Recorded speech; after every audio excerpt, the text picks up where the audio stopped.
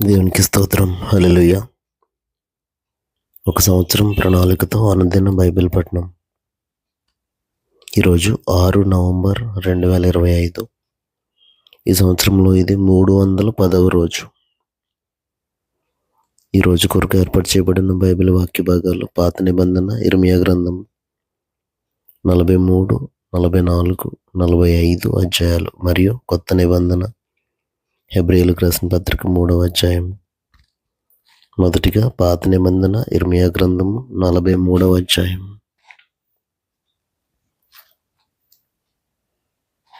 అతడు ప్రజలకందరికీ ప్రకటింపవలనని దేవుడైన యెహోవా పంపిన ప్రకారం ఇర్మియా వారి దేవుడగు యెహోవా సెలవిచ్చిన మాటలన్నిటినీ వారికి ప్రకటించి చాలింపగా, హోషేయ కుమారుడైన అజర్యాయును, కరేహ కుమారుడైన యోహానానును గర్విష్ఠులందరూ ఇర్మియాతో ఇట్లనిరి, నీవు అబద్ధం పలుకుచున్నావు. ఐగుప్తులో కాపురమున్నటకు మీరు అక్కడికి వెళ్ళకూడదని ప్రకటించుటకై మన దేవుడైన యెహోవా నిన్ను పంపలేదు. మమ్మను చంపుటకును బబులోనునకు చెరపట్టుకుని పోవుటకును కల్దీయుల చేతికి మమ్మను అప్పగింపవలనని నేరియా కుమారుడైన బారూకు మాకు విరోధముగా రేపుచున్నాడు అని చెప్పిరి. కాగా కరేహ కుమారుడైన యోహానానును సేనల అధిపతులందరూ ప్రజలందరూ యూదా దేశంలో కాపురముండవలనన్న యెహోవా మాట వినకపోయిరి. మరియు కరేహ కుమారుడైన యోహానానును సేనల అధిపతులందరూ యెహోవా మాట వినని వారై యూదా దేశంలో నివసించుటకు తాము తరిమివేయబడిన ఆయా ప్రదేశముల నుండి తిరిగి వచ్చిన యూదుల శేషమును అనగా రాజదేహ సంరక్షకుల అధిపతియగు నెబూజరదాను, షాఫాను కుమారుడైన అహీకాము కుమారుడు గెదల్యాకు అప్పగించిన పురుషులను, స్త్రీలను, పిల్లలను, రాజకుమార్తెలను ప్రవక్తయగు ఇర్మియాను, నేరియా కుమారుడగు బారూకును తోడుకుని పోయి ఐగుప్తు దేశంలో ప్రవేశించిరి. వారు తపహనేసుకు రాగా యెహోవా వాక్కు తహపనేసులో ఇర్మియాకు ప్రత్యక్షమై ఇలాగు సెలవిచ్చాను, నువ్వు పెద్ద రాళ్ళను చేత పట్టుకుని యూదా మనుషులు చూచుచుండగా తహపనేసులోనున్న ఫరో నగరు ద్వారమునున్న శిలావరణములోని సున్నములో వాటిని పాతిపెట్టి జనులకి మాట ప్రకటింపము. ఇశ్రాయేలు దేవుడును సైన్యములకు అధిపతియునగు యెహోవా సెలవిచ్చుందేమనగా, ఇదిగో నా దాసుడగు బబులోను రాజైన నెబుకద్రెజరును నేను పిలువనంపించి తీసుకుని వచ్చి నేను పాతిపెట్టిన ఈ రాళ్ళ మీద అతని సింహాసనం ఉంచదను. అతడు రత్నకంబలిని వాటి మీదనే వేయించును. అతడు వచ్చి తెగులునకు నిర్ణయమైన వారిని తెగులునకును, చెరకు నిర్ణయమైన వారిని చెరకును, ఖడ్గమునకు నిర్ణయమైన వారిని ఖడ్గమునకును అప్పగించుచు ఐగుప్తీయులను హతం చేయను. ఐగుప్తు దేవతల గుళ్ళలో నేను అగ్ని రాజబెట్టుచున్నాను. వాటిని నెబుకద్రెజరు కాల్చివేయను. ఆ దేవతలను చెరగొని పోవును. గొర్రెల కాపరి తన వస్త్రమును చుట్టుకున్నట్లు అతడు ఐగుప్తు దేశమును తనకు చుట్టుకొని నిరాటంకంగా అక్కడ నుండి సాగిపోవును. అతడు ఐగుప్తులోనున్న సూర్య దేవత పట్టణంలోని సూర్య ప్రతిమలను విరగగొట్టి ఐగుప్తు దేవతల గుళ్ళను అగ్నిచేత కాల్చివేయను. ఇర్మియా గ్రంథం 44వ అధ్యాయం. మిగ్దోలులో కానీ తహపనేసులో కానీ నోపులో కానీ పత్రోసులో కానీ ఐగుప్తు దేశవాసం చేయుచున్న యూదులందరినీ గూర్చి ఇశ్రాయేలు దేవుడును సైన్యములకు అధిపతియునగు యెహోవా వాక్కు ఇర్మియాకు ప్రత్యక్షమై ఇలాగ సెలవిచ్చాను, నేను యెరూషలేము మీదికిని యూదా పట్టణములన్నిటి మీదికిని రప్పించిన కీడంతయు మీరు చూచుచూనే ఉన్నారు. మీరైనను మీ పితరులైనను ఎరుగని అన్య దేవతలను అనుసరించుచు పూజించుచు వాటికి ధూపం వేయుచు వచ్చుట వలన వాటి నివాసులు తాము చేసుకున్న దోషము చేత నాకు కోపం పుట్టించిరి కనుక నేడు నివాసులు లేకుండా అవి పాడుబడి ఉన్నవి కదా. మరియు నేను పెందలకడ లేచి ప్రవక్తలైన నా సేవకులందరినీ మీ వద్దకు పంపుచు నాకు అసహ్యమైన ఈ హేయ కార్యమును మీరు చేయకుండుడి అని నేను చెప్పుచూ వచ్చితిని గాని వారు ఆలకింపకపోయిరి. అన్యదేవతలకు ధూపార్పణం చేయటం మానకపోయిరి. తమ దుర్మార్గతను విడవకపోయిరి, చెవియొగ్గకపోయిరి. కావున నా ఉగ్రతయు నా కోపమును కుమ్మరింపబడి యూదా పట్టణముల్లోను యెరూషలేము వీధుల్లోనూ రగులుకొనెను గనుక నేడున్నట్లుగా అవి పాడై ఎడారి ఆయను. కాబట్టి ఇశ్రాయేలు దేవుడును సైన్యములకు అధిపతియునగు యెహోవా ఇలాగు సెలవిచ్చుచున్నాడు, ఇలాగు ఆజ్ఞ ఇచ్చుచున్నాడు. ఏమీ శేషం లేకుండా స్త్రీ పురుషులను, శిశువులను, చంటిబిడ్డలను యూదా మధ్య నుండకుండా నిర్మూలం చేయబడినట్లుగా మీరేలా ఈ గొప్ప తప్పిదమును మీకు విరోధముగా చేసుకొంచున్నారు? మీకు మీరే సమూల నాశనం తెచ్చుకున్నట్లును, భూమి మీద ఉన్న జనములన్నిటిలో మీరు దూషణ పాలై తిరస్కరింపబడినట్లును, మీరు కాపురం ఉండటకు పోయిన ఐగుప్తులో అన్యదేవతలకు ధూపార్పణము చేయుదురు. మీరేలా ఇలాగను చేయొచ్చు? మీ చేతి క్రియల చేత నాకు కోపం పుట్టించుచున్నారు. వారు యూదా దేశంలోను యెరూషలేము వీధుల్లోనూ జరిగించిన క్రియలను, అనగా మీ పితరులు చేసిన చెడుతనమును, యూదా రాజులు చేసిన చెడుతనమును, వారి భార్యలు చేసిన చెడుతనమును, మీ మట్టుకు మీరు చేసిన చెడుతనమును, మీ భార్యలు చేసిన చెడుతనమును మర్చిపోతిరా? నేటి వరకు వారు దీన మనసు ధరింపుకున్నారు, భయమును అందుకున్నారు. నేను మీకును మీ పితరులకును నియమించిన ధర్మశాస్త్రమునైనను కట్టడలనైనను అనుసరింపకయే ఉన్నారు. కాబట్టి ఇశ్రాయేలు దేవుడును సైన్యములకు అధిపతియగు యెహోవా ఇలాగ సెలవిచ్చుచున్నాడు, మీకు కీడు చేయనట్లు, అనగా యూదా వారిని అందరినీ నిర్మూలం చేయనట్లు నేను మీకు అభిముఖుడనగుదును. ఐగుప్తు దేశంలో కాపురముందు అని అతడికి వెళ్ళ నిశ్చయించుకొని యూదా శేషులను నేను తోడుకొని పోవుదును. వారందరూ ఐగుప్తు దేశంలోనే నశించుదురు. అల్పులేమి ఘనులేమి వారందరూ కూలుదురు. ఖడ్గం చేతనైనను క్షామం చేతనైనను నశింతురు. ఖడ్గం చేతనైనను క్షామం చేతనైనను వారు చత్తురు. శాపాస్పదమును భీతి పుట్టించువారుగాను, దూషణపాలుగాను, తిరస్కారము నొందిన వారుగాను ఉందరు. యెరూషలేము నివాసులను నేను ఎలాగూ శిక్షించుతునో అలాగే ఐగుప్తు దేశంలో నివసించి వీరిని ఖడ్గం చేత గాని, క్షామం చేత గాని, తెగులు చేత గాని శిక్షించదను. కావున తాము మరలి వచ్చి యూదా దేశంలో కాపురం ఉండవలనన్న మక్కువ చేత ఐగుప్తులో ఆగుటకై అక్కడికి వెళ్ళి యూదా వారిలోను శేషం ఎవరునూ తప్పించుకున్నారు. శేషమేమీ ఉండదు. పారిపోవారు గాక మరి ఎవరునూ తిరిగి రారు. అప్పుడు తమ భార్యలు అన్యదేవతలకు ధూపం వేదురని ఎరిగిన పురుషులందరూ, అక్కడ నిలిచిన స్త్రీలను, మహాసమాజముగా కూడిన వారును, ఐగుప్తు దేశమందలి పత్రోసులో కాపురముండు జనులందరూ యిర్మీయాకు ఇలాగ ప్రత్యుత్తరం ఇచ్చిరి, యెహోవా నామమును బట్టి నీవు మాకు ప్రకటించు ఈ మాటను మేము అంగీకరింపము. మేము నీతో చెప్పిన సంగతులన్నిటినీ నిశ్చయంగా నెరవేర్చబోచున్నాము.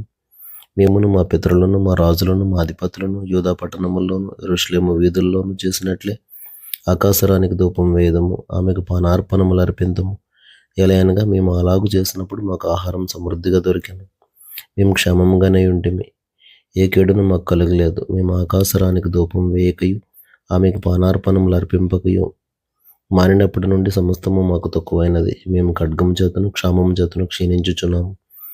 మేము ఆకాశరానికి ధూపం వేయగాను ఆమెకు పానార్పణములు అర్పింపగాను మా పురుషులు సెలవు లేకుండా ఆమెకు పిండి వంటలు చేయుచున్నామా, ఆమెకు పానార్పణములు పోయుచున్నామా అని వారు చెప్పగా, యిర్మీయా ఆ స్త్రీ పురుషులందరితో, అనగా తనకు అట్లు ప్రత్యుత్తరం ఇచ్చిన ప్రజలందరితో ఇట్లా నేను, యూదా పట్టణముల్లోను యెరూషలేము వీధుల్లోను మీరును, మీ పితరులను, మీ రాజులను, మీ అధిపతులను, దేశ ప్రజలను ధూపం వేసిన సంగతి యెహోవా జ్ఞాపకం చేసుకోనలేదా? అదే కదా ఆయన మనస్సునకు వచ్చెను. యెహోవా మీ దుష్టక్రియలను చూచి మీరు చేయు హేయ కృత్యములను ఎంచి ఇకను సహింపలేకపోయాను గనుక నేడున్నట్లుగా మీ దేశం పాడుగాను, ఎడారిగాను, శాపాస్పదముగాను, నిర్జనముగాను ఆయన చేశాను.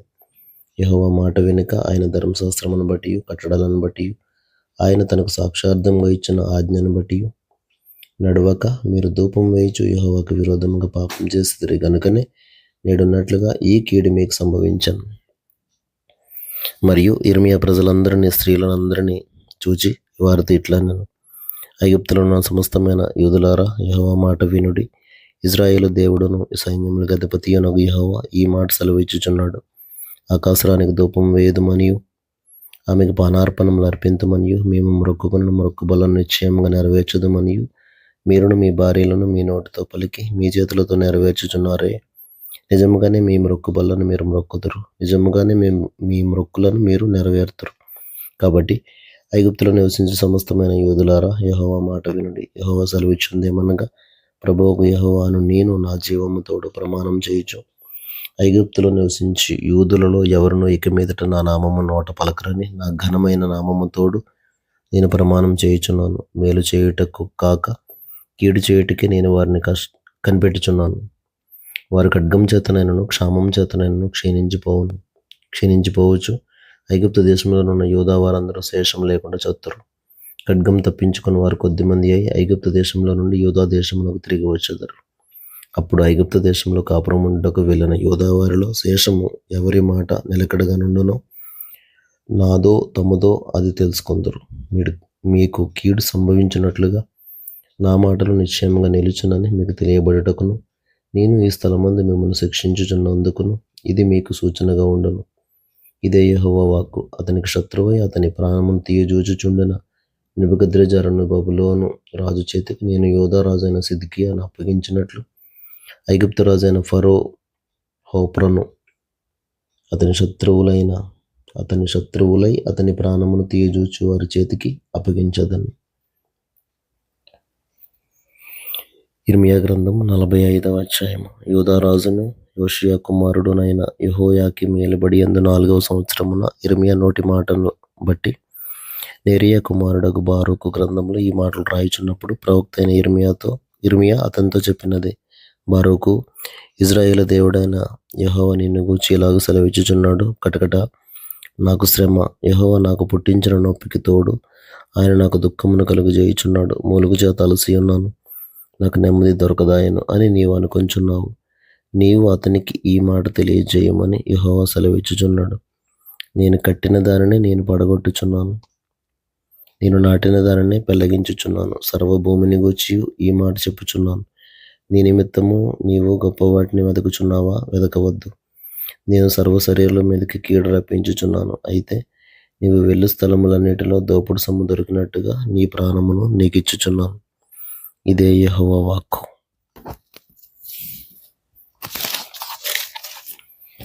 క్రొత్త నిబంధన అపోస్తలుడైన పౌలు హెబ్రీయులకు రాసిన పత్రిక 3వ అధ్యాయము 19 వచనాలు. ఇందువలన పరలోక సంబంధమైన పిలుపులో పాలు పొందిన పరిశుద్ధ సహోదరులారా, మనము ఒప్పుకొనిన దానికి అపోస్తలుడును ప్రధాన యాజకుడునైన యేసు మీద లక్ష్యముంచుడి. దేవుని ఇల్లంతటిలో మోషే నమ్మకంగా ఉండినట్టు ఈయన కూడా తను నియమించిన వానికి నమ్మకంగా ఉండెను. ప్రతి ఇల్లును ఎవడైనా ఒకని చేత కట్టబడను, సమస్తమును కట్టినవాడు దేవుడే. ఇంటికంటే దానిని కట్టిన వాడు ఎక్కువ ఘనత పొందినట్టు ఈయన మోషే కంటే ఎక్కువ మహిమకు అర్హుడుగా ఎంచబడెను. ముందు చెప్పబో సంగతులకు సాక్షార్థంగా మోషే పరిచారకుడై ఉండి దేవుని ఇల్లంతట్లో నమ్మకంగా ఉండెను. అయితే క్రీస్తు కుమారుడై ఉండి ఆయన ఇంటి మీద నమ్మకంగా ఉన్నాడు. ధైర్యమును నిరీక్షణ వలని ఉత్సాహమును తుదమట్టుకు స్థిరముగా చేపట్టిన ఎడల మనమే ఆయన ఇల్లు.